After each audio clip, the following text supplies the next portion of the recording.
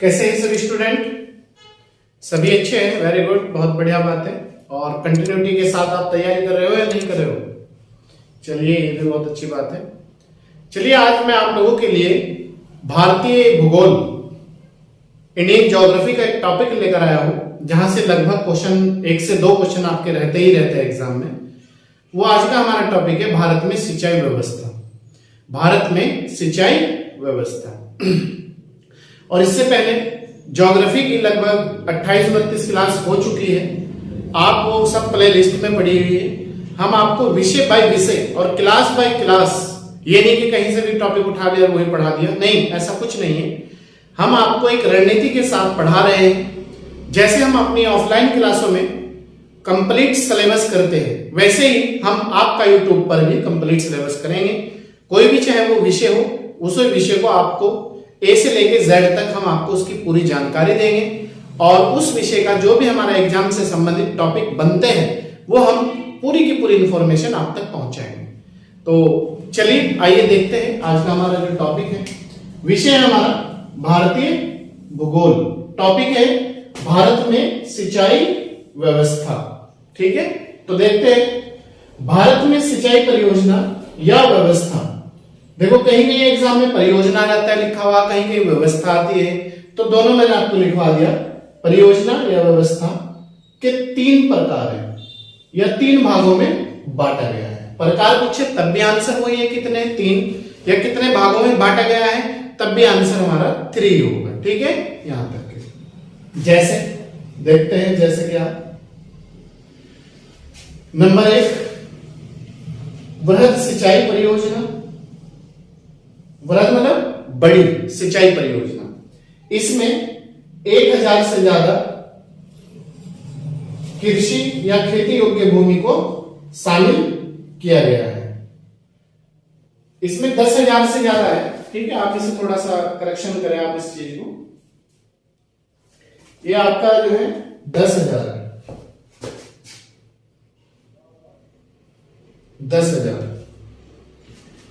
10,000 से ज्यादा कृषि या खेती योग्य भूमि को शामिल किया गया है। किसमें 10,000 से ज्यादा जो हेक्टेयर भूमि है उसे शामिल किया गया है? वृहद या आपकी लघु, वृहद या आपकी बड़ी सिंचाई परियोजना में 10,000 हेक्टेयर से अधिक कृषि योग्य भूमि को शामिल किया गया है।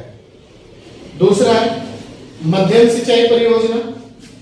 इसके अंतर्गत 2000 से 10,000 हेक्टेयर, भाई 2000 से 10,000 हेक्टेयर के बीच जो कृषि खेती है वो इसमें शामिल किया गया है मध्यम सिंचाई परियोजना। कृषि योग्य भूमि को शामिल किया गया है। तीसरी है हमारी, जो तीसरी परियोजना है वो है लघु सिंचाई परियोजना। लघु मतलब छोटा, स्मॉल। इसमें 2000 हेक्टेयर से कम कृषि योग्य भूमि को शामिल किया गया है। तो क्वेश्चन ये दे देगा आपको, वृहद सिंचाई परियोजना जो है या सिंचाई परियोजनाओं को कितने भागों में बांटा गया है? तो आंसर हो जाएगा हमारा 3। कौन कौन से सिंचाई परियोजना है? वृहद, मध्यम और लघु। वृहद जो सिंचाई परियोजना है वो आपकी 10,000 हेक्टेयर से जो ज्यादा भूमि है उसे शामिल किया गया है। मध्यम में 10,000 से 2000 हेक्टेयर के बीच का जो एरिया है भूमि का वो शामिल किया गया है। और आपका जो छोटी है, जो लघु सिंचाई परियोजना है, उसमें 2000 हेक्टेयर से कम जो कृषि योग्य भूमि है वो शामिल की गई। इसके बाद एक क्वेश्चन ही आता है एग्जाम में कि सबसे ज्यादा जो कृषि योग्य भूमि है वो किस उसके अंतर्गत आती है? तो प्रथम जो 2 परियोजना है आपकी वृहद और मध्यम, इन दोनों के अंतर्गत मैं नोट में डलवा दिया आपको ताकि दिक्कत ना हो। इस प्रकार देखा जाए तो भारत की कुल सिंचाई क्षेत्र का 37% भाग, तो आप याद रखना, टोटल जो सिंचाई प्रतिशत है 100, उसका 37% जो भाग है वृहद मतलब ये बड़ी, या मध्यम मतलब ये, ठीक है, परियोजना के अधीन शामिल है।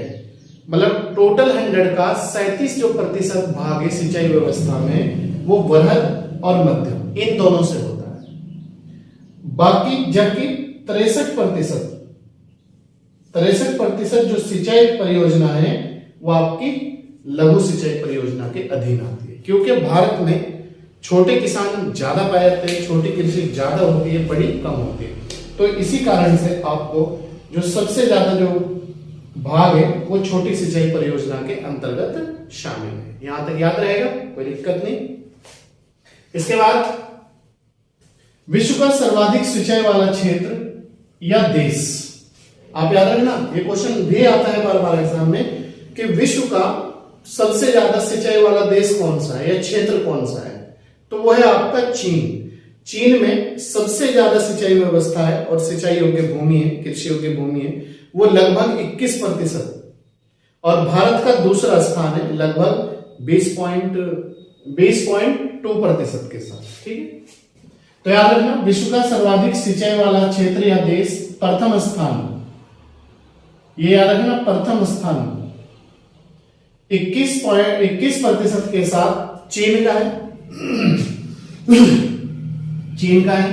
दूसरा स्थान 20.2% के साथ भारत का है।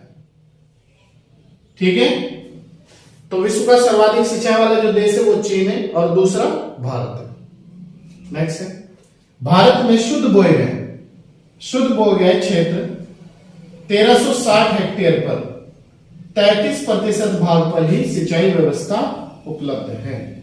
मतलब यह है कि भारत में जो कृषि योग्य भूमि है, शुद्ध बोए गया जो क्षेत्र है वो 1360 हेक्टेयर है। जो 1360 हेक्टेयर है उसके ओनली फॉर 33% भाग पर ही सिंचाई की सुविधा उपलब्ध है। बाकी जो है वो कृषि है, इसके अलावा 33% के वो वर्षा वगैरह पे डिपेंड है। आप याद रखना चाहिए। ठीक है, एक क्वेश्चन ये मिलाने के लिए आता है, भारत में सिंचाई के प्रमुख साधन कौन से हैं? तो साधन और सिंचाई प्रतिशत, सबसे ज्यादा जो भारत में सिंचाई होती है वो कुआं और नलकूप से होती है। याद रखना, कुआं व नलकूप। कितने प्रतिशत? 55.9%।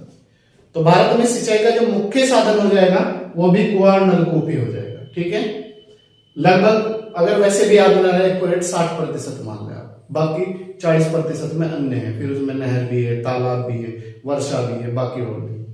इसके बाद दूसरा स्थान है नहर का। नहरों द्वारा जो सिंचाई होती है भारत में 31.4% होती है। 31.4% नहरों द्वारा सिंचाई होती है, इसलिए नहरों का सिंचाई व्यवस्था में दूसरा स्थान चला जाएगा।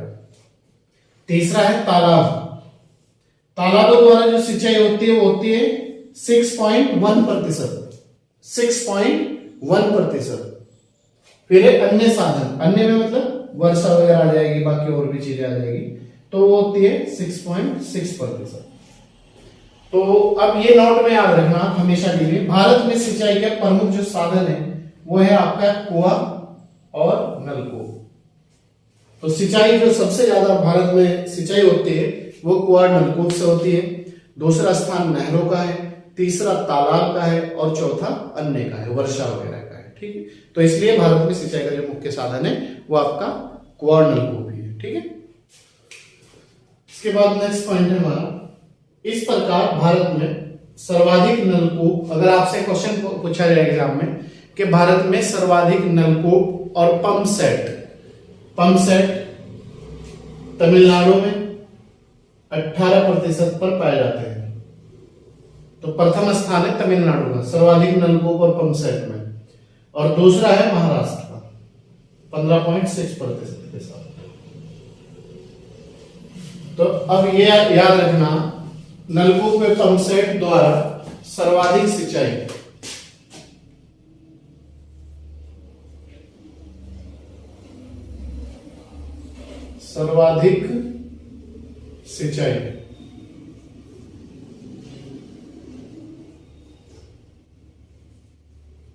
वाले राज्य, तो कौन से हो जाएंगे? पहला और दूसरा, आप याद रखना। ठीक है, तो अब एक बात फिर सुन लीजिए, अगर क्वेश्चन आ जाए कि भारत में सर्वाधिक नलकूप और पंप सेट के द्वारा सर्वाधिक सिंचाई वाले राज्य कौन से है, तो प्रथम स्थान तमिलनाडु का हो जाएगा और दूसरा महाराष्ट्र का हो जाएगा। या फिर क्वेश्चन ये पूछ ले घुमा के आपसे एग्जाम में कि भारत में सर्वाधिक नलकूप और पंप सेट किस राज्य में पाए जाते हैं, तो फिर भी आपका आंसर तमिलनाडु हो जाएगा, और दूसरा आपका महाराष्ट्र हो जाएगा। क्लियर? Very good. नोट, नलकूपों की सर्वाधिक सघनता वाला राज्य उत्तर प्रदेश है। सघनता का मतलब क्या है?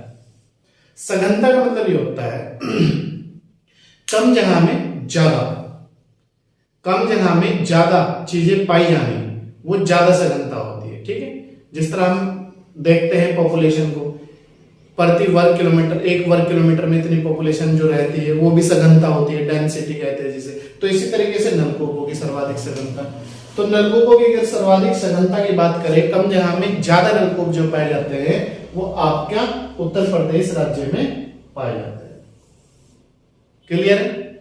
इसके बाद है जो दक्षिण भारत का एरिया है उसे प्रायद्वीप कहा जाता है। तो क्वेश्चन है हमारा, पॉइंट है हमारा, प्रायद्वीपीय भारत में सिंचाई का प्रमुख साधन क्या है? क्वेश्चन आता है प्रायद्वीपीय भारत में, प्रायद्वीपीय भारत केरल, तमिलनाडु, कर्नाटक, ये सब प्रायद्वीप में जाते हैं। ठीक है, प्रायद्वीपीय भारत में सिंचाई का प्रमुख जो साधन है वो है आपका तालाब। इसीलिए तालाबों द्वारा सर्वाधिक सिंचाई तमिलनाडु राज्य में की जाती है। क्लियर? अगर ये पूछ ले आपसे कि तालाबों द्वारा सर्वाधिक सिंचाई किस राज्य में होती है, तो आपकी तमिलनाडु राज्य में होती है। और अगर आपसे ये पूछ ले सर्वाधिक नलकूप और पंप सेट किस राज्य में पाए जाते हैं, तब भी आपका आंसर तमिलनाडु होगा। क्लियर है? नेक्स्ट है, कुछ सिंचाई परियोजनाएं पूछ लेता है एग्जाम में, तो आप उन्हें याद रखना। दमन गंगा सिंचाई परियोजना का नाम है दमन गंगा। क्वेश्चन अगर आ जाए किस नदी पर है, तो ये आपकी दमन गंगा नदी पर है।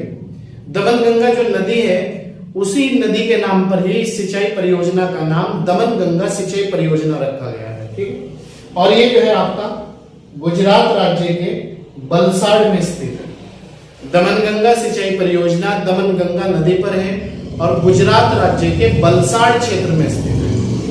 यह राज्य पूछेगा आपसे तो गुजरात हो जाएगा आपका आंसर। क्लियर? किस नदी पर है दमन गंगा? दमन गंगा नदी पर है।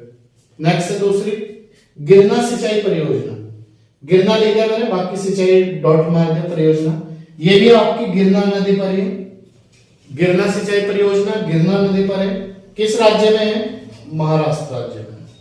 क्लियर है? यहाँ तक के कोई डाउट? गिरना सिंचाई परियोजना किस नदी पर है? गिरना नदी पर है। किस राज्य में है? महाराष्ट्र राज्य में है।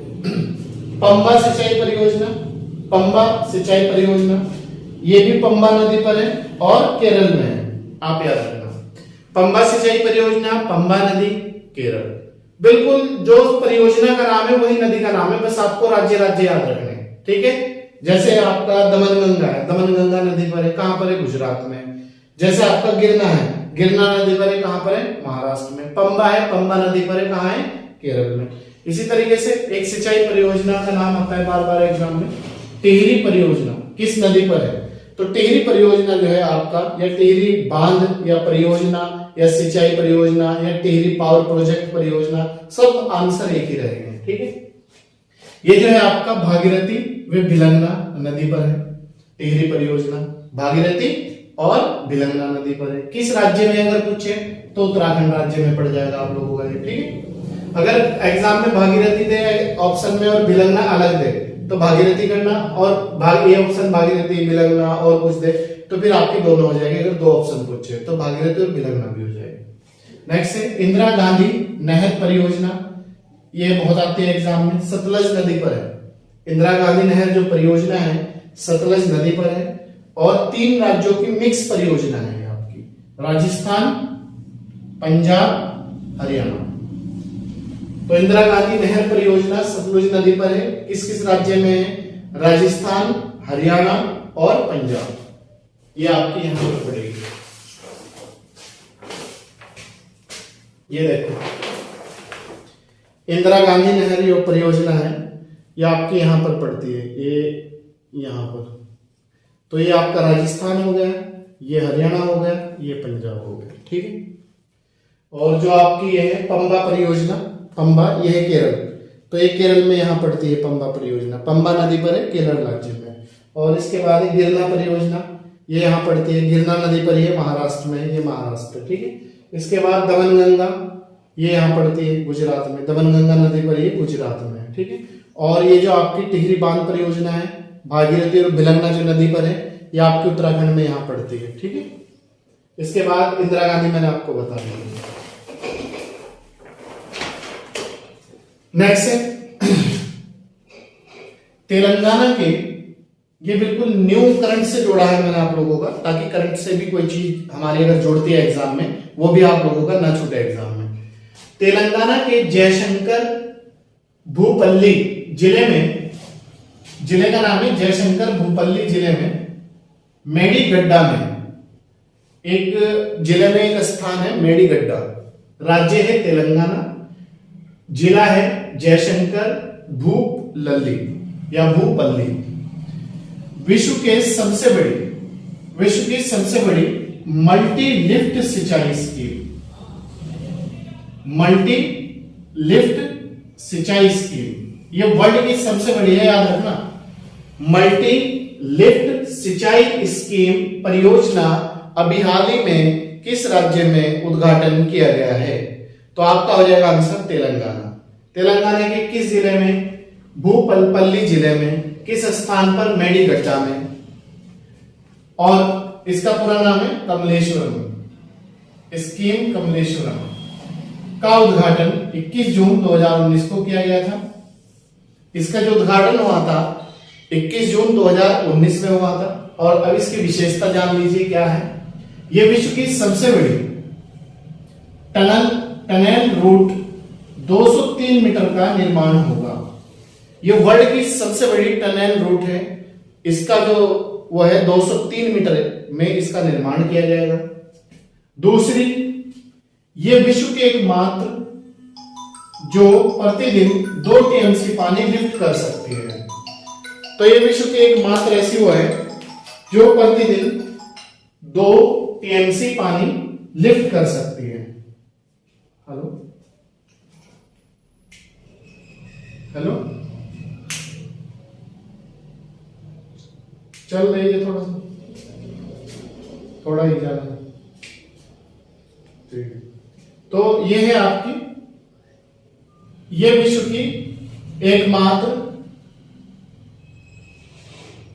जो प्रतिदिन 2 टीएमसी पानी लिफ्ट कर सकती है। ये वर्ल्ड की पहली है ऐसी जो प्रतिदिन 2 टीएमसी पानी लिफ्ट करेगी।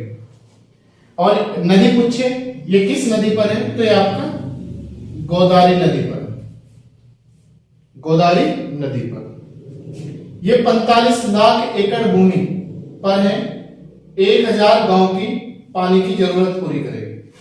कितने लाख भूमि पर है? 45 लाख एकड़ भूमि पर है।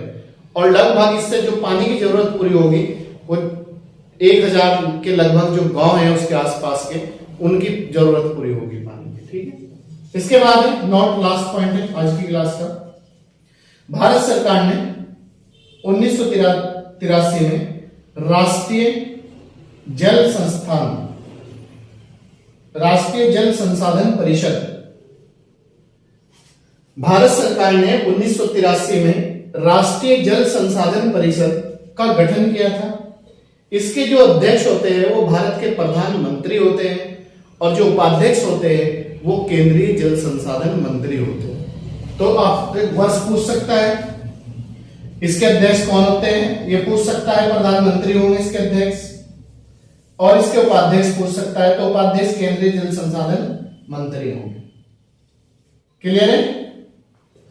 भारत सरकार ने 1983 में राष्ट्रीय जल संसाधन परिषद का गठन किया था और इसके जो अध्यक्ष होते हैं भारत के प्रधानमंत्री होते हैं। कोई भी भारत का प्रधानमंत्री रहे वो इसका अध्यक्ष होगा और उपाध्यक्ष इसका जो होगा वो केंद्रीय जल संसाधन मंत्री होगा, ठीक है। तो ये थी आज की हमारी भारत में सिंचाई व्यवस्था से संबंधित क्लास और ये अति महत्वपूर्ण क्लास है। और यहां से आप देखना जो आगामी हमारी परीक्षा है कम से कम एक क्वेश्चन भी बन सकता है और 2 भी बन सकते हैं, कम से कम बता रहा हूं मैं आप लोगों को, ठीक है। और बाकी इसका जो सेकंड पार्ट है वो हमारी ये रहेगा, मैं आपको पहले ही बतला दूं, आप पढ़ लेंगे उस चीज को कि सिंचाई परियोजना और किस नदी पर स्थित है। वो जो इंपोर्टेंट परियोजना है वो हम आपको कंप्लीट करा देंगे पार्ट 2 में। क्लियर है? फिर आपका कोई भी क्वेश्चन इससे छूटने की पॉसिबिलिटी जीरो रहती है। तो आप बहुत अच्छी तरीके से तैयारी करें। आप देख रहे होंगे हम कंटिन्यूटी के साथ आपको 3 क्लास प्रतिदिन उपलब्ध करा रहे हैं। तो आप भी हमारे साथ कंटिन्यूटी के साथ जुड़े और कोई भी एग्जाम हमारे लिए बिल्कुल आसान रहेगा। आप देखना जब हमारे और आपके अंदर कंटिन्यूटी रहती है चीजों को लेके, तो कोई भी समस्या हमारे सामने, हमारे करियर को लेकर कोई भी समस्या, हमारी सफलता को लेकर कोई भी समस्या उत्पन्न नहीं हो सकती। और अगर उत्पन्न होती है तो उसका निदान स्वयं मिल जाता है। क्यों? हम उस चीज के प्रति कंटिन्यूटी है। चलिए मिलते हैं आपसे नेक्स्ट क्लास में। अगर आप हमारे यूट्यूब चैनल पर नए हैं तो प्रतिदिन 3 क्लास पाने के लिए इसे सब्सक्राइब कर लीजिएगा और लाइक और शेयर जरूर कीजिएगा। अगर पुराने हैं तो कंटिन्यूटी के साथ जुड़े रहिएगा। आप देख रहे होंगे कि हम कितने कंटिन्यूटी के साथ आपको क्लास उपलब्ध करा रहे हैं और नए नए लोगों को जोड़ने का प्रयास करिएगा और इसे ज्यादा से ज्यादा क्लास को शेयर और लाइक जरूर करिएगा और लोगों को ज्यादा से ज्यादा इसके बारे में बताएं। चलिए मिलता है आपसे नेक्स्ट क्लास में। Thank you.